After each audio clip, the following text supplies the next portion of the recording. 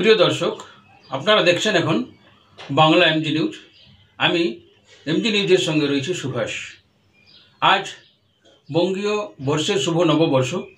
এই শুভ নববর্ষে সকলকেই জানাই আমাদের আন্তরিক প্রীতি, শুভেচ্ছা ও ভালোবাসা। তবুও আমি বলবো যে এই শুভেচ্ছা ভালোবাসা শুধু মুখের কথাই হওয়া নয়, কাজেও হওয়া চাই। আমরা আজ এমনই একটি ভিডিও আপনাদের সামনে তুলে ধরব, যে ভিডিওটিতে আপনারা দেখতে পাবেন সত্যি আজ আমার এই পশ্চিমবঙ্গের মানুষ কতটা সুখে রয়েছেন। আমি যে ভিডিওটি এখন দেখাতে চলেছি, আমি জানি আমাদের পশ্চিমবঙ্গের মেইন স্ট্রিম মিডিয়াতে যারা রয়েছেন তারা কখনোই এই বিষয়গুলি তুলে ধরবেন না। সাধারণ মানুষের দুঃখ কষ্টের জ্বালা যন্ত্রণার কথা তারা তুলে ধরবেন না। কেন তুলে ধরবেন না? কারণ তারা বিজ্ঞাপনের উপর নির্ভরশীল। আমরা কিন্তু কোনো বিজ্ঞাপনের উপর নির্ভরশীল নয়। ও বন্ধু দেখুন, আজকে আমরা প্রথমে সেই ভিডিওটি দেখাতে যাব। এই ভিডিওতে রয়েছে, আপনাদের বলেনি, বিষয়টি বলেনি প্রথমে, এই ভিডিওটিতে রয়েছে আমাদের ফরাক্কা এনটিপিসি কর্তৃপক্ষের গড়িমসির জন্য এখানকার যে ঠিকা শ্রমিক, বিশেষ করে হর্টিকালচারের যে ঠিকা শ্রমিক, তাদের 54 জনের অবস্থা এতটাই গুরুতর, এতটাই ভয়ঙ্কর, চরমতম তাদের দুর্দশা যে এই 54 জন শ্রমিকের আজকে ঘরের হাঁড়ি বন্ধ হতে বসেছে। এমনকি তারা বলছেন, সেই ভিডিওতে আমি আজ সকালবেলায় তাদের সাক্ষাৎকার নিয়েছিলাম, সেই সাক্ষাৎকারে বলছেন যদি কোনো ব্যবস্থা না হয় তাহলে তারা আত্মহত্যার পথও বেছে নিতে পারেন। এই অবস্থার জন্য কে দায়ী, কারা দায়ী, কেন তাদের এই ধরনের অবস্থা হলো? প্রিয় বন্ধু, আজকের এই ভিডিওটি দেখার পর আপনারা ভাববেন। অনেকে মনে করছেন ফরাক্কা এনটিপিসি মানে কি না কি। হ্যাঁ, এটা ঠিক। এবছর সবচেয়ে যতগুলো ভারতবর্ষের মধ্যে এনটিপিসি কর্পোরেট সংস্থা রয়েছে তার মধ্যে এটা আমি গ্যারেন্টি সহকারে বলতে পারি, এবছর ফরাক্কা এনটিপিসি সবচেয়ে বেশি প্রফিটেবল সংস্থা বলে বিবেচিত হবে। এটা আমার দৃঢ় বিশ্বাস। তবু আমি বলবো আপনারা প্রথমে আগে এই ভিডিওটি দেখুন, তারপর কেন, কিসের জন্য আজকে শ্রমিকদের এই দুরবস্থা, সেই দুরবস্থার কথা আপনাদের সামনে তুলে ধরবো। আপনাদের কাছে নিবেদন থাকবে যাতে এই শ্রমিকদের হাঁড়ি কোনোভাবে বন্ধ না হয়ে যায়, যাতে তারা কোনোভাবে আত্মহননের পথ না বেছে নেয়। সেই জন্য আপনারা আমাদের এই ভিডিও ভালো লাগলে লাইক, কমেন্ট এবং শেয়ার করবেন এবং চারিদিকে ছড়িয়ে দেবেন। যে শুধু মেইন স্ট্রিম মিডিয়াগুলো কলকাতার বড় বড় নেতাদের ছবি ইত্যাদি ইত্যাদি পাঠায়, কিন্তু প্রকৃত কত জায়গায় কত রকমের দুর্ঘটনা। একে তো বাংলায় আমাদের কাজ নেই, বাংলার ছেলেরা, এই পশ্চিমবঙ্গের ছেলেরা বাইরে যাচ্ছে কাজ করতে। প্রথমে বলবো আপনাদেরকে এই ভিডিওটি দেখার জন্য। 10 মাস শেষ হয়ে গেছে, 11 মাস রানিং চলছে। বেতন তো 11 মাস ধরে বন্ধ, তার সঙ্গে এসআই পিএফ কিচ্ছু জমা হচ্ছে না। ছেলা পিলাকে নিয়ে বাড়িতে প্রচুর অসুবিধায় পড়ে আছি। এখন অবধি ম্যানেজমেন্টের কাছে আছি, ডিজিএমের কাছে আছি, আজ হবে, কাল হবে, পরশু হবে, 15 দিন পর হবে, এই করে বাহানা কাটাতে কাটাতে এতদিন আমাদেরকে ফেলে রেখেছে। এই যে 11 মাস ধরেই আপনারা বেতন পাচ্ছেন না, তাহলে পরিবার কিভাবে চালাচ্ছেন? পরিবার আমাদের খুব কষ্টতে চলছি আমরা ছেলেপিলাকে নিয়ে।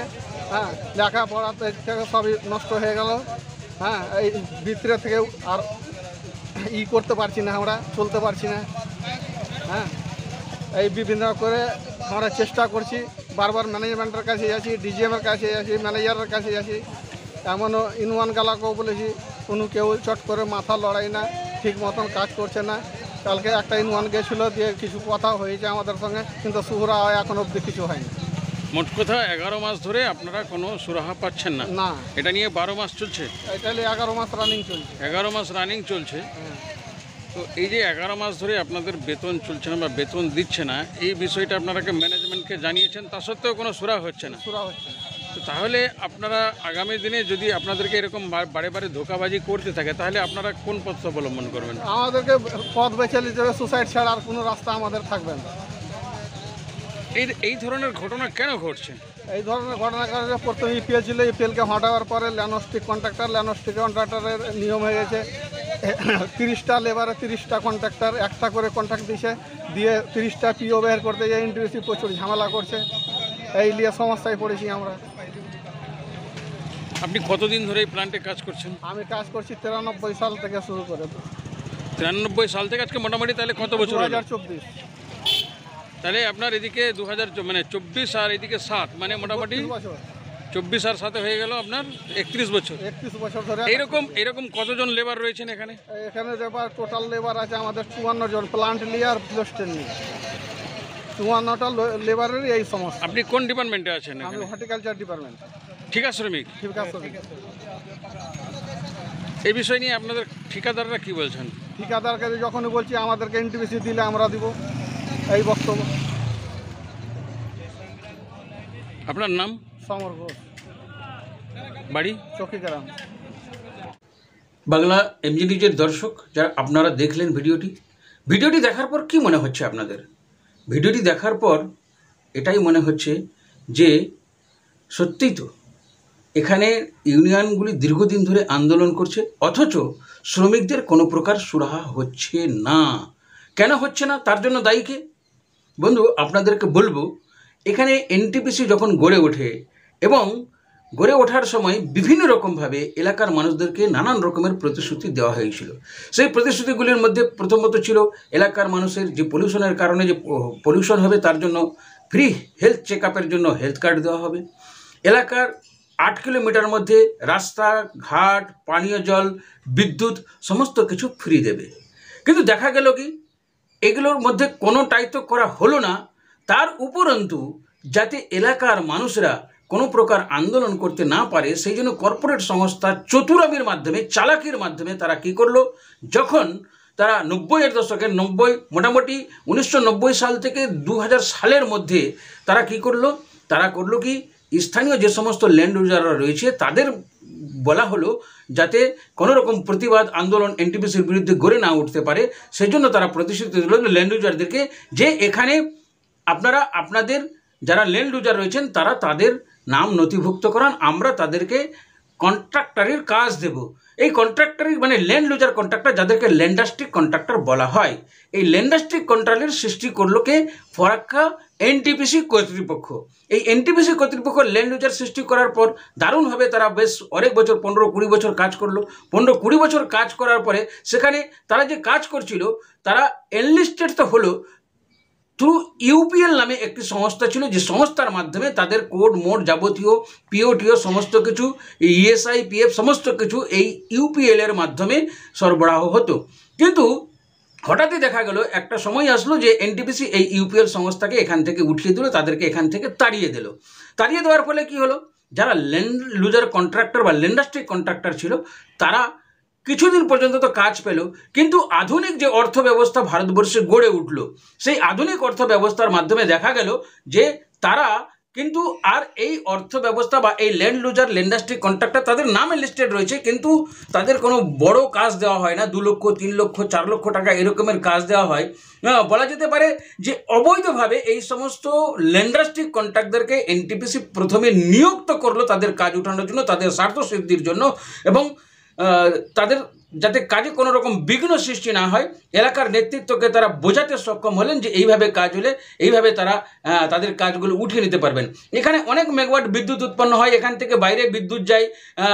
এটাও ঠিক যে এনটিপিসি সিএসআর স্কিমের মাধ্যমে অনেক কাজ করে থাকেন, কিন্তু ঘটনা হলো আজকে তাদেরই এই কৃতকর্মের জন্য প্রায় 54 জন শ্রমিক না খেতে পেয়ে প্রায় মারা যেতে বসেছেন, আত্মহননের পথ বেছে নিচ্ছেন। আপনারা দেখলেন ভিডিওতে। কেন বেছে নিতে হলো তাদেরকে? অ্যাকচুয়াল ঘটনা যেটা হচ্ছে যে সেই সময়কার নিযুক্তিকরণ ছিল পুরোপুরি অবৈধ। তারা বৈধতার মাধ্যমে কাজ করেছে, দীর্ঘদিন তাদের পিএফ শ্রমিকদের ইএসআই টিএসআই ইত্যাদি পেয়েছে, কিন্তু এখন তাদের না আছে ইএসআই, না আছে পিএফ, কোনো কিছুই। শুনতে পেলেন এখানে সমর ঘোষ বলে যে ঠিকা শ্রমিক তিনি বলছেন, তিনি জানাচ্ছেন তাদের কোনো কিছুই নেই, তাকে আত্মহত্যা করতে হবে যদি না তাদের কোনো সুরাহা হয়। তারা ডিজিএম থেকে শুরু করে বিভিন্ন ইউনিয়নের নেতাদের বলছেন, কিন্তু আলটিমেটলি কী দেখাচ্ছে, আলটিমেটলি তাদের ভাগ্যে কোনো কিছু জুটছে না, আলটিমেটলি তারা জিরো অবস্থাতেই রয়ে যাচ্ছেন। ফলস্বরূপ কী হচ্ছে, আমাদের প্রতিশ্রুতি দেওয়া হয়েছিল ফরাক্কা এলাকার মানুষকে যে এনটিপিসিকে কেন্দ্র করে, ফরাক্কাকে কেন্দ্র করে এখানে শিল্পনগরী গড়ে উঠবে। শিল্পনগরীতে গড়ে উঠলো না, গড়ে উঠলো এখানে মানুষের ক্ষুধার আন্দোলন। এই ক্ষুধার আন্দোলন কতদিন করবে ফরাক্কার মানুষ, কতদিন করবে এখানকার ঠিকা শ্রমিকরা? কেন তাদেরকে করতে হবে? কেন এনটিপিসি তাদের দেওয়া প্রতিশ্রুতি, তারা যে সময় ল্যান্ডাস্ট্রিক ঠিকাদারকে নিয়োগ করেছিল সেই সময়ের প্রতিশ্রুতি কেন তারা পালন করবে না? কেন তারা আজকে যারা ল্যান্ড ইউজার ঠিকা শ্রমিক রয়েছে বা যারা ঠিকাদার রয়েছে, ল্যান্ডার্সটিক ঠিকাদার রয়েছে, তাদেরকে বলা হচ্ছে তোমরা কোঅপারেটিভ করো। কিন্তু কি ধরনের কোঅপারেটিভ করে? কোঅপারেটিভ করলেও বা তার গ্যারেন্টি কোথায়? আজকে আরবিআই থেকে নানান রকমের যে কোঅপারেটিভগুলো হচ্ছে, সেখানে দুর্নীতি হচ্ছে, সেগুলোকে বন্ধ করে দিতে হচ্ছে। তাহলে মানুষ চলবে কোন পথে? এই রাস্তার জন্য দায়ী কে? কারা? কিসের জন্য ফরাক্কা এলাকার মানুষ, এখানকার যারা ঠিকা শ্রমিক, তারা ভুক্তভোগী হবে কেন? তাদের হাঁড়ি বন্ধ হয়ে যাবে কেন? কেন তারা ভয়ঙ্করতম চরমতম বিপদের সম্মুখীন হবে? এখানে শিল্পনগরী নামে কি ছেলে খেলা করা হচ্ছে? এখানে কি একবারে মানে সাম্রাজ্য পেয়ে গেছে? তারা যেটা বলবে সেটাই ঠিক, আর বাকি জনগণ বা এখানকার শ্রমিকরা বা এখানকার নেতৃত্বরা যেটা বলবেন সেটা ভুল হবে? কিসের জন্য ভুল হবে? জবাব কি আছে ফরাক্কা এনটিপিসি কর্তৃপক্ষের কাছে? আমরা প্রুফ সহ আপনাদেরকে বললাম। এই বক্তব্যের মধ্যে যদি কোনো প্রকার ত্রুটি বিচ্যুতি থাকে, আপনারা আমাদের বলতে পারেন। আমরা চেষ্টা করব সেই ত্রুটিগুলি সংশোধনের জন্য। আজকের শুভবর্ষের পুনরায় শুভেচ্ছা জানিয়ে বলবো যে ফরাক্কা এনটিপিসি কর্তৃপক্ষ, আপনারা যদি ইমিডিয়েট এই সমস্ত ঠিকা শ্রমিকদের কোনো ব্যবস্থা গ্রহণ না করেন, আগামী দিনে হয়তো আরও কি হতে যাবে সেটা এক্ষুনি বলা যাচ্ছে না, তবে হয়তোবা বৃহৎ শ্রমিক আন্দোলন হতে পারে বলে আমাদের কাছে বিশ্বস্ত সূত্রের খবর।